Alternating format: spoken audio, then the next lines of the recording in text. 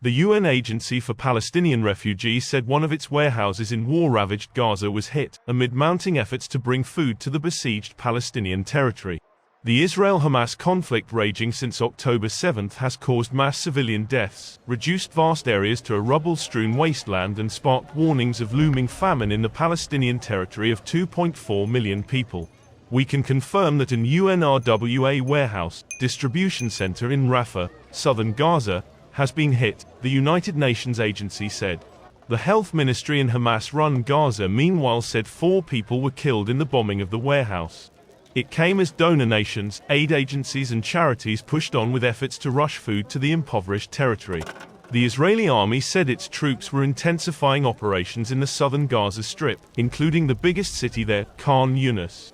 In the last 24 hours, there were exchanges of fire between IDF, Israeli army, troops and a cell consisting of 7 operatives barricaded inside a compound in the Hamad area of Khan Yunis, it said. Weeks of talks involving US, Qatari and Egyptian mediators had aimed to bring a truce and hostage release deal before the start of the Muslim holy month of Ramadan.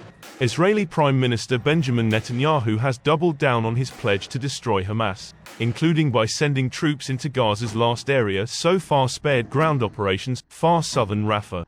Netanyahu emphasized that entering Rafah is essential to realizing the goals of the war, and that unilateral recognition of a Palestinian state would be considered an achievement by Hamas.